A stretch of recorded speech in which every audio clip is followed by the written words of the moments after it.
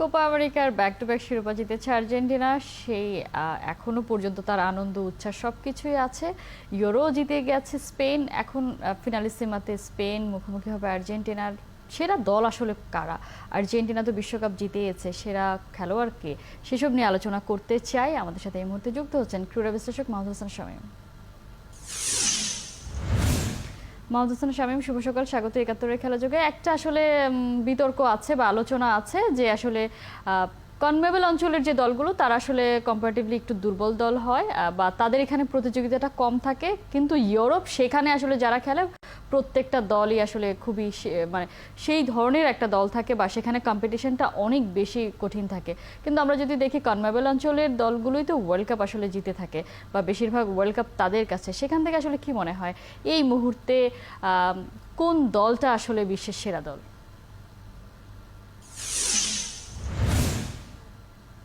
শুভ সকাল। আমরা যেটা দেখি সব সময় যে ইউরোপ এবং ল্যাটিন আমেরিকা এই দুই অঞ্চলেই ফুটবলটা খুব সমৃদ্ধ এবং আমরা এই দুই অঞ্চলের কথাই জানি।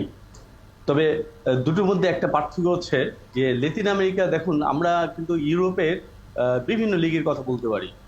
ইংলিশ প্রিমিয়ার লিগ বলেন, ফ্রান্স ওয়ান লিগ বলেন, ইতালিয়ান বা সেরিয়া বা বুন্দেস লিগা, তারপর লা লিগা তো আছে। এদের কোন কোন টিম খেলছে, কোন প্লেয়াররা খেলছে, কবে খেলা, সেই খবরটা কিন্তু আমরা ঠিকই জানি। কিন্তু লাতিন আমেরিকা যে লিগটা হয়, যে লিগগুলো হয়, সেই লিগের খবরগুলো কিন্তু আমরা জানি না। এটার কারণ হচ্ছে মিডিয়া। আমরা ইউরোপিয়ান মিডিয়ার ফিডব্যাক পাই এবং সেই ফিডব্যাকের কারণেই এই লিগগুলোর সম্বন্ধে আমরা খুব ভালো জানি। এবং উল্টো জিনিস, কোপা আমেরিকা যে দলগুলো খেলে তাদের সম্বন্ধে আমাদের ওরকম ভাবে ধারণা থাকে না। তাদের যে প্লেয়াররা ইউরোপে খেলে তাদের সম্পর্কে আমরা জানি। কিন্তু দেখুন, আপনি যেটা বললেন যে যখন বিশ্বকাপের নগদের কাছে সব গ্রাহকই প্রিয়, তাই তো সারা দেশে ক্যাশ আউট চার্জ সবচেয়ে কম হিসেব নেবেন, তখন দেখবেন যে লাতিন দলগুলোর সেখানে একটা প্রাধান্য আছে। এবং যখন তারা বিশ্বকাপে খেলে, লাতিন দল আমরা আর্জেন্টিনা, ব্রাজিলের কথা বেশি জানি। তারপরে যে দলগুলো আছে সেগুলোও কিন্তু ভালো ফাইট দেয়। তো এই দিক থেকে আমি বলবো যে দুটো অঞ্চলের খেলার মধ্যে আসলে খুব বেশি পার্থক্য নেই। ইউরোপে হয়তো বেশি প্লেয়ার, বেশি দল কম্পিটিটিভ লিগ খেলে, কম্পিটিটিভ ম্যাচ খেলে। ল্যাটিন আমেরিকায় সেটি সংখ্যা কম, এটি ঠিক আছে। কিন্তু আমরা এই বছর দেখলাম যে দুটো অঞ্চলের শ্রেষ্ঠত্বের যে লড়াই, সেটা কিন্তু পাশাপাশি হচ্ছে। আপনি সেই দিকে যদি দেখেন তাহলে বলতে পারবেন না যে খুব বেশি একটা পার্থক্য আছে। এই মুহূর্তে আর্জেন্টিনায় কোপা আমেরিকা চ্যাম্পিয়ন হয়েছে, অবশ্যই তারা সেই যোগ্য দল হিসেবে খেলছে এবং আনবিটেন চ্যাম্পিয়ন হচ্ছে। কিন্তু আপনি যদি ইউরোপের দিকে তাকান তাহলে দেখবেন যে অনেক উজ্জ্বল মনে হবে স্পেন। স্পেন একটা দিন বদলের মধ্য দিয়ে যাচ্ছে, তাদের একটা সোনালী প্রজন্ম। সেই আগে 2008, 10 এবং 12 তারা সেই বিশ্বকাপ এবং ইউরো ফুটবলের শিরোপা জিতেছে। এখন সেটা আর্জেন্টিনা এবার জিতলো, সেই ঘটনাটি ঘটালো। এবং স্পেনের যে সোনালী প্রজন্ম যেটা ছিল, তারা যেখানে শেষ করেছিল, মাঝখানে 10 বছর তাদের একটু খারাপ সময় গেছে, তাদেরকে আমরা সেইভাবে দেখিনি। কিন্তু এখন আবার সেই দলটি তৈরি হয়ে গেছে এবং যে ইয়াং তরুণ একটা কয়েকজন এবং তাদের যে 26 থেকে 28 বছরের আরেকটা গ্রুপ আছে, সেই দুটো মিলে একটা অসাধারণ দল তৈরি হচ্ছে। উইলিয়ামস এবং ইয়ামালের যে আমরা খেলা দেখেছি, পেড্রি আছে, এরা যে খেলছে, একেবারে আমার মনে হচ্ছে যে সেই টিকে থাকা ফুটবলের যে ধারা ছিল স্প্যানিশ দলে, অবশ্যই সেই ধারাটি চেঞ্জ হয়েছে। তখন যেভাবে ছোট ছোট পাসে বিল্ড আপ ফুটবল করে তারা এগোতো, এখন কিন্তু এখন আমরা পাওয়ার ফুটবল দেখতে পাচ্ছি স্প্যানিশদের, সেটা আমরা কিন্তু এবারের পুরো আসর জুড়েই দেখতে পেয়েছি। আমরা যদি একটু আর্জেন্টিনা নিয়ে বিস্তারিত কথা বলি, আর্জেন্টিনাকে কেন আসলে বলছি যে এই মুহূর্তে সেরা দল, বিশ্বের সেরা দল কেন আর্জেন্টিনা নয়? মানে একটা দল 5 বছরে মাত্র 2টো ম্যাচ হেরেছে, সেখানে তো তারা বিভিন্ন ধরনের টুর্নামেন্ট খেলেছে। মানে এটা কিভাবে সম্ভব হয় মাত্র 2টো ম্যাচ হারা? 5 বছরে প্রায় খুব সম্ভবত তারা 63টা ম্যাচ খেলেছে, সেখানের মধ্যে এই যে একটা ধারাবাহিকতা, এটা তো একটা অনেক বড় ব্যাপার। বা কি মনে হয়, শুধুই কি কোচের ক্যারিশমা নাকি আসলে অন্য আর কি কাজ করেছে?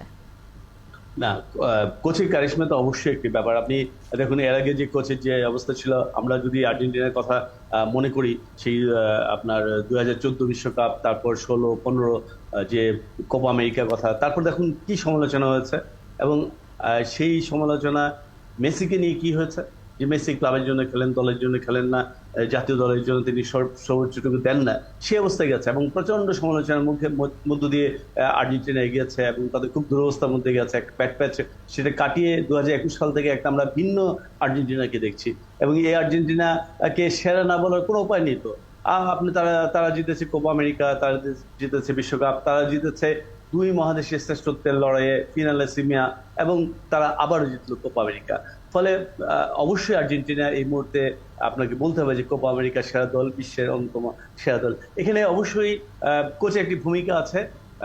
কোচ যেটি করেছেন, সেই দলটাকে গুছিয়ে নিয়েছেন, একটা তরুণ দল কে তিনি যে বন্ডেজ তৈরি করেছেন, যে ট্যাকটিক্সে খেলেছেন। আপনি দেখেন আর্জেন্টিনা খেলা কিন্তু এখন অনেকটা চেঞ্জ হয়ে গেছে। তারা কিন্তু এখন শুরু করে খুব ধীর স্থিরভাবে মিডফিল্ড দখল করে, তারপর যে আক্রমণে।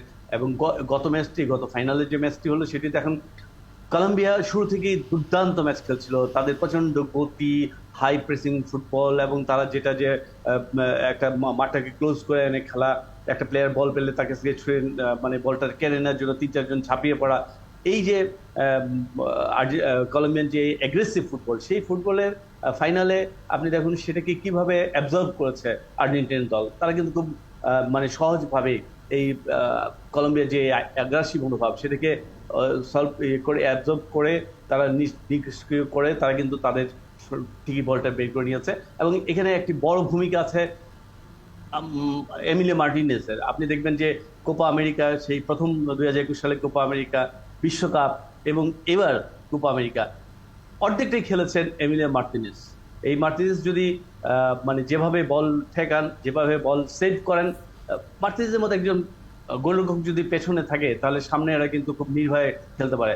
এবং এখন যেটি এসছে যে লাউতারো মার্টিনেজ, তাকে নিয়ে অনেক সমালোচনা হয়েছে যে আরেকজন বলে হিগুইন হয়ে যাচ্ছেন। কিন্তু এই বিশ্বকাপে, এই কোপা আমেরিকা এসে আমরা কিন্তু লাউতারো মার্টিনেজকে অনেক এফেক্টিভ দেখেছি।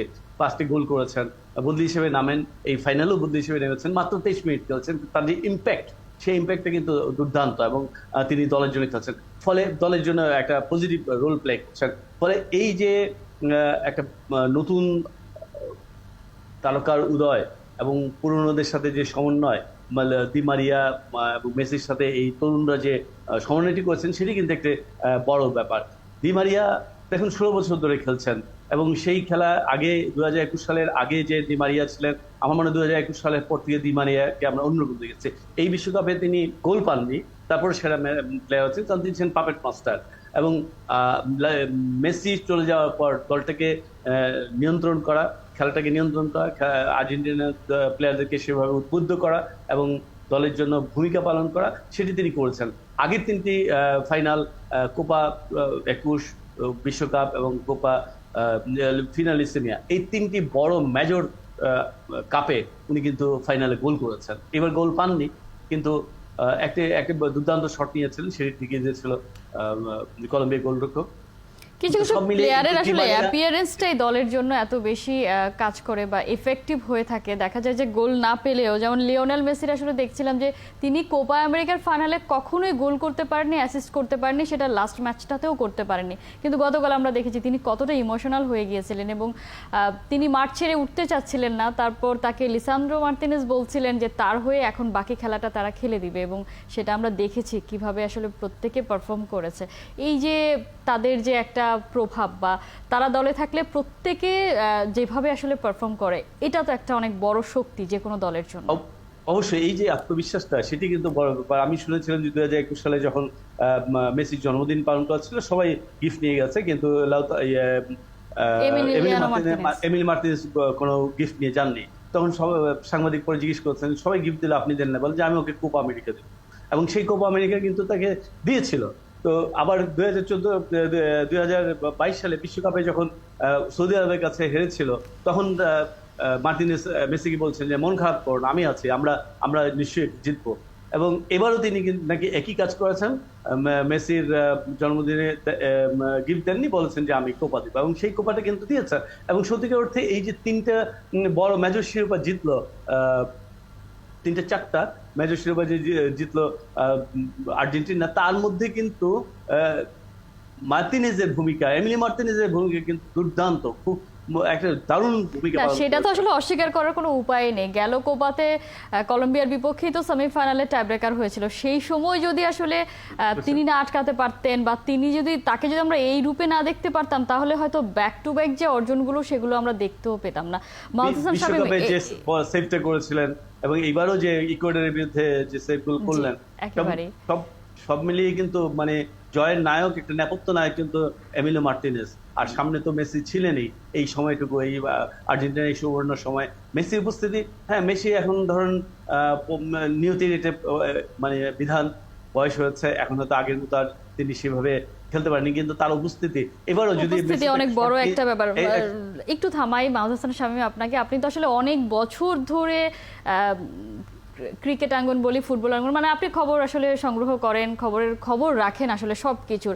আপনি আসলে কখনো কোনো দলের আসলে দেখেছেন কিনা যে একজন প্লেয়ারের জন্য প্রত্যেকে খেলতে চায়, একজন প্লেয়ারকে জেতাবে বলে, যে তিনি ডাউন হয়ে গেছেন, ডাউন ফিল করছেন, তাকে কেমন করে আসলে আরো উঁচুতে নিয়ে যাওয়া যায়, এরকম আসলে আমরা নজির আর কোথাও দেখেছি কিনা?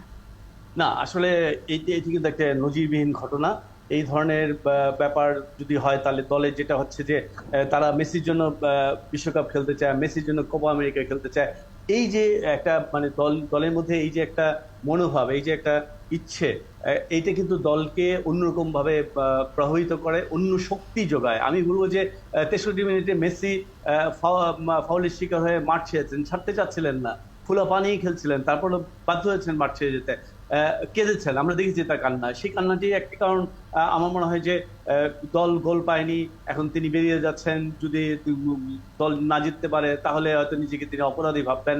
এই দলের যে কথা চিন্তা করেই তিনি এগোচ্ছেন, দলের জন্য তার যে এই নিবেদন, তার যে এই মানে ভালোবাসা, সেটি কিন্তু প্রতিদান দিয়েছেন অন্য প্লেয়াররা। আমি মনে করি যে আর্জেন্টিনার জয়ের পিছনে তার এই উঠে যাওয়াটা একটি বড় ব্যাপার, কারণ তিনি 63 মিনিটে উঠে যাওয়ার পরে আমরা যে আর্জেন্টিনাকে দেখেছি, প্রতিটি প্লেয়ারকে আমরা দেখেছি যে তারা মানে তাদের সামর্থ্যের বেশি দেওয়ার চেষ্টা করছেন, তারা প্রচন্ডভাবে ম্যাচ জেতার জন্য তারা খেলছেন। তো এই জিনিসটা কিন্তু একটি বড় ব্যাপার, যখন একটা তারকার জন্য, এবং এই জিনিসটা, এই অন্যদের ভালোবাসা, অন্যদের যে কাছে একটা আদর্শ হয়ে নিজেকে তৈরি উপস্থাপন করা, এটা কিন্তু কম ব্যাপার নয়।